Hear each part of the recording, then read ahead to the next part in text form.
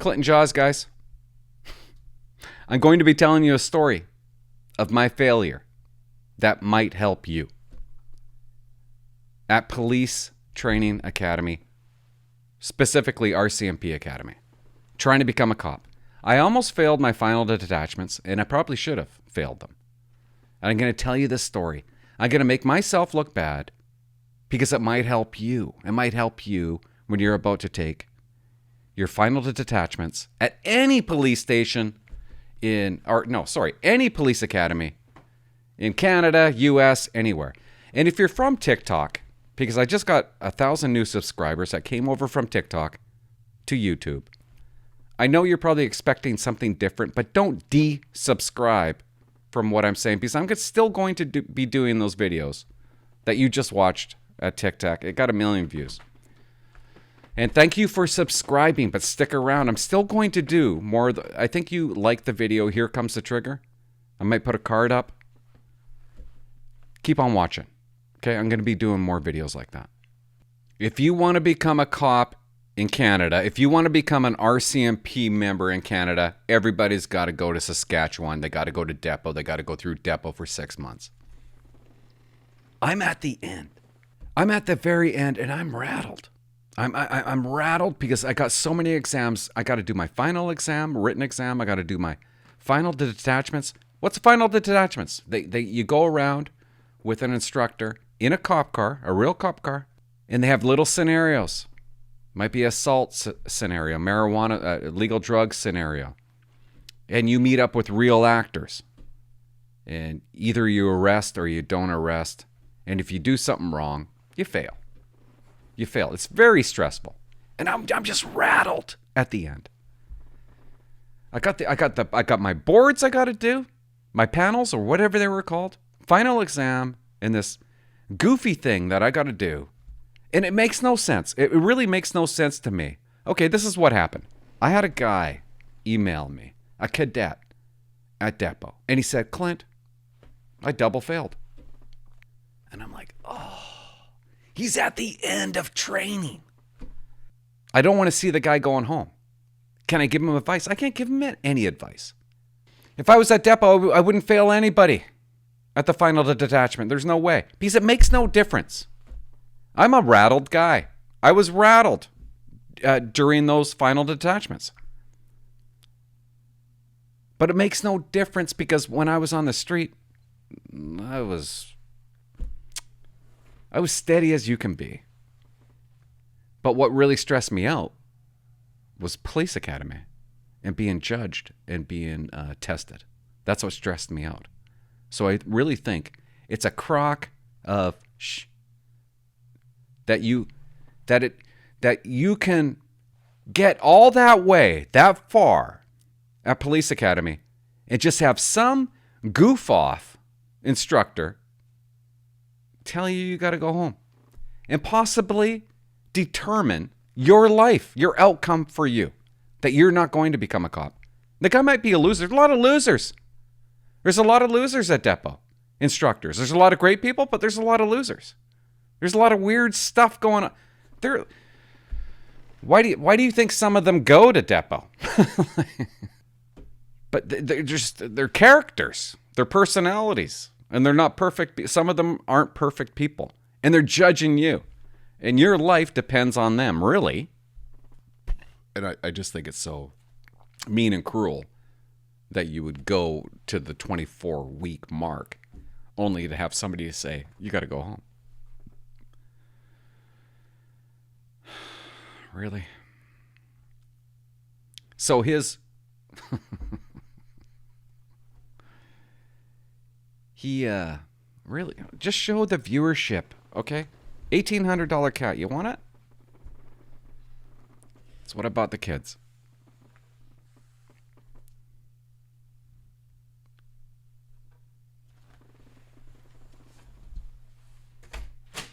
Oh, great. Thank you. I needed that. Okay, get down.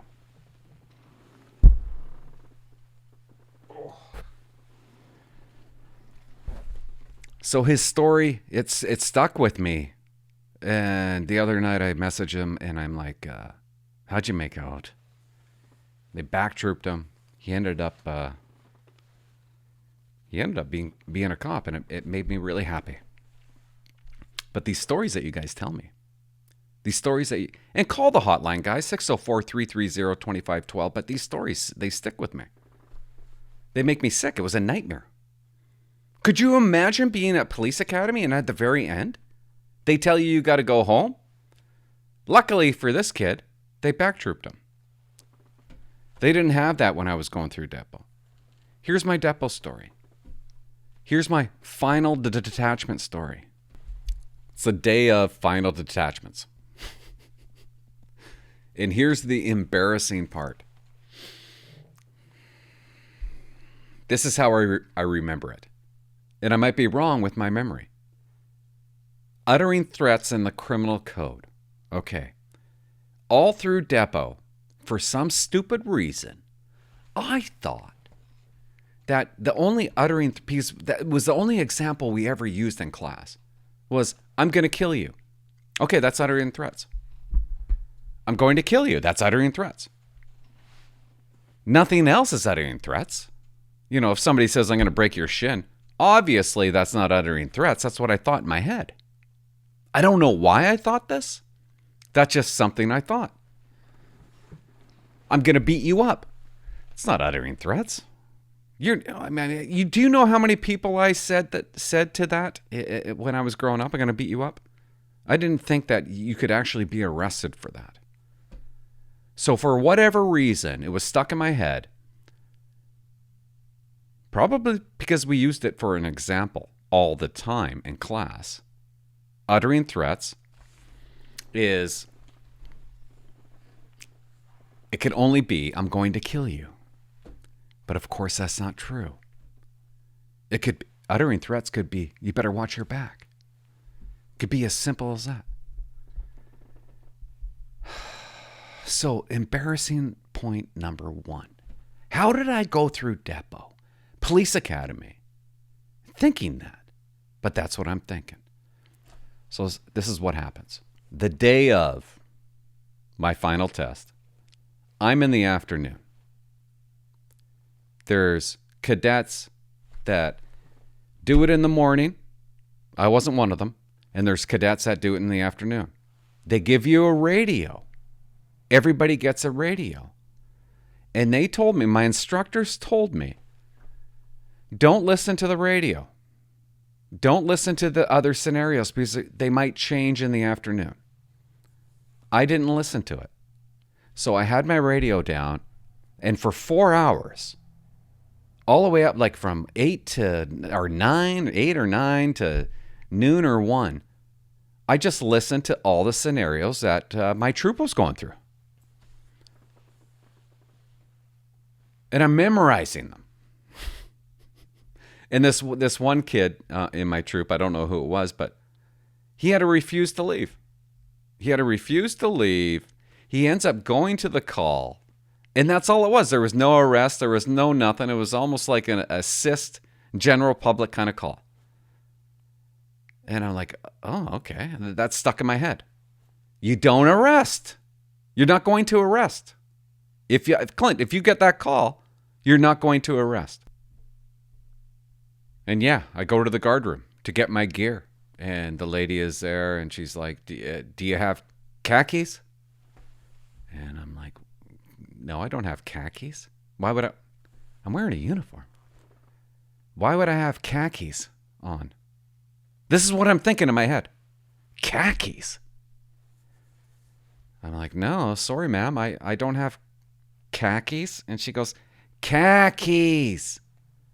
And I'm like, are you saying car keys? Yeah, khakis. I'll never forget it. It was so stupid. It went something like that. Anyway, she gives me the gear, and I hop in with this lady. Okay, she's like a helper. She's a cop, but I guess they bring other cops in. But they're not your instructors. They bring other cops in to do these final detachments. And she was hot as, oh, God, she was. Sorry, I did that, but she was hot. And I'm driving around. We're driving. That's what you do. That's what I did. I drove around in Depot, and I'm waiting for the call to come in over the radio. Gonna do my checks, right? And the call comes in, and it is the refuse to leave call. And my partner is Pittman. Okay, that's my partner. He was in my troop. And we're driving around, and I'm, I get a 27, 28. I'm doing all the checks, and I feel like I was kind of flirting with the instructor in a way. She loved me. You know what? That's a good point. Get to know. Humanize yourself with your instructor that's going to test you. That's what saved me. And I could tell, like we had a good rapport, and I'm calm. I'm taking it easy. I already know what I'm going to. And the call is, we got to refuse to leave at such and such street, address. I do, it was 2728 and whatever. I don't even remember what that means. And can do a PERS check on the address. So I go to the house. Me and my partner, the instructor, and we go inside. We meet with the complainant. And the complainant says to me, I want her out. I already know this. I already know you want her out because I've been listening all morning. And she told me she was going to beat me up. I'm like, oh, yeah, okay. So what do you want? I want her out. I'm like, yeah, no problem, okay. So I go upstairs with my partner. And there I'm like, Margaret, she's sitting on a bed. I open up the door. Margaret, you need to leave. Oh, well, okay, yeah, no problem. Margaret gets up. We walk down the stairs. Pittman looks at. I turn around to Pittman, and he goes like this. I'm like, what the hell are you saying? He's uttering threats, but how am I supposed to? He's going. I don't know what the hell. What? That doesn't even make sense. I can't even correspond to what I'm trying. And he said it about 4 times, but without saying it. You cannot lip read. I'm telling you right now, you cannot lip read. It's impossible. I'm like, I'm doing something wrong. Pittman's telling me that I'm doing something wrong. Oh boy, now I'm stressed. I'm like, okay, what am I doing wrong? I'm doing something wrong. I'm about to let her go. I'm about to fail. I know I'm about to fail, but I can't figure out what I'm doing wrong. We go to the bottom of the steps, and I'm like, I hesitate because I'm trying to figure it out in my head. But I can't. I'm like, see you, Margaret. And I know. Margaret walks out the door. And I'm like, I think I'm in trouble here.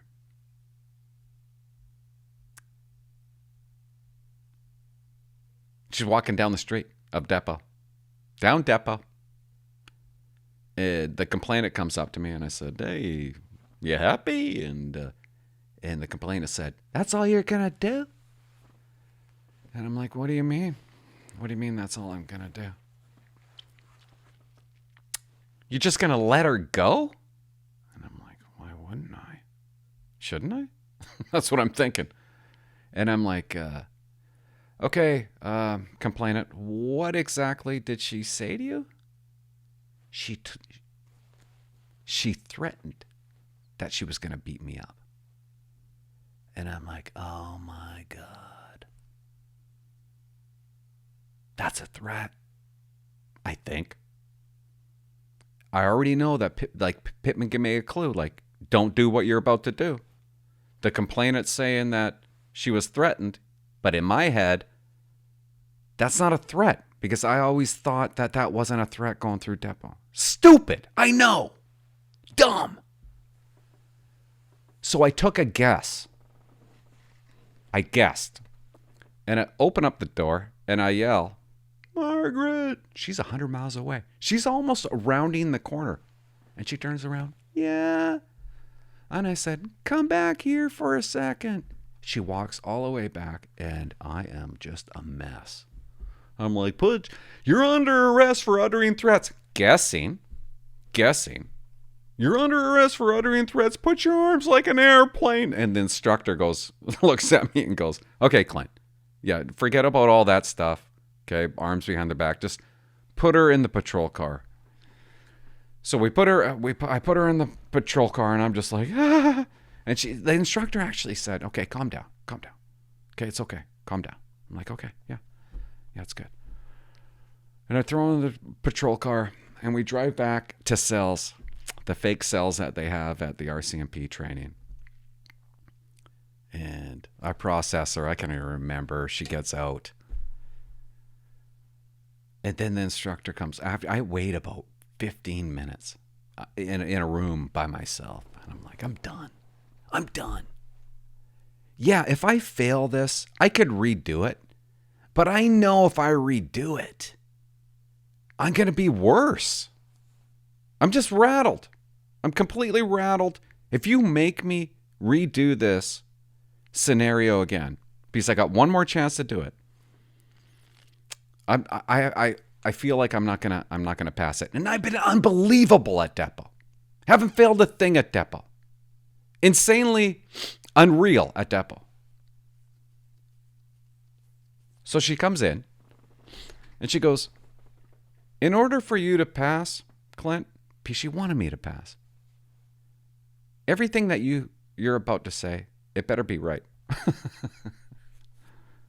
And she starts, okay, what do you do? What do you do when you get back to cells?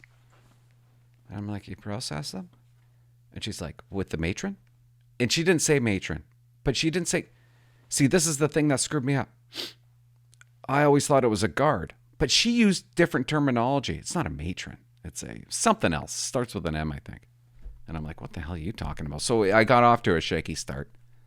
But at the end of the day, she says to me, I'm passing you. Because I know it's no good. It's no good for me to fail you. I already know you know your stuff. And it would make no sense for me to fail you. And my word is final. She said that. And I wish I remembered her name, because I respected her so much for helping me out that day, because she could have easily failed me. But her words saying, she was telling me, I don't care if somebody comes down the line and says, no, you got to fail them. My word is my word, and they can't take that away from you or me. And I was like, whoa, what's your number? God, what's your name? Thank you so much. You saved my life. And we go back into B2, whatever the hell it was. We had 32 beds up there. And Pittman was like, whoa. Like, I walked back with Pittman. Didn't say a word to me about anything. And then when we get to our troop, he's like, oh, I can't believe he passed. Like, just blew me out of the water, made me look like an idiot. Thanks, Pittman. Actually, you know what? Pittman, you saved me. You saved me. Even though we didn't get along, you saved me. The whole end was shaky for me. Except for even the written exam, I didn't get a superior. The panels, that's another story. But my heart goes out to people that fail that, and then they have to go home. And when this kid told me the other night while I was sitting in the hot tub that, you know what he told me? Clint, I'm driving around right now. I'm a cop. And I'm like, oh, man. That's awesome, because his story broke my heart. Because that really is a nightmare. Making that far at police academy and then having to go home. And, giving up your jersey. He had it all. He had all the gear. That would be a nightmare for me. And yeah, guys, if you're at police academy, don't listen to the radio. Okay? Do not listen to this. Do not listen to the scenarios. It will screw you up. Like it screwed me up. Partly. Anyways, got to go upstairs and me and the girlfriend, we're going to decorate the Christmas tree. It's like, what was it, November 20th? 21. Thanks for watching. Don't desubscribe. Please subscribe. And yeah. Bye-bye.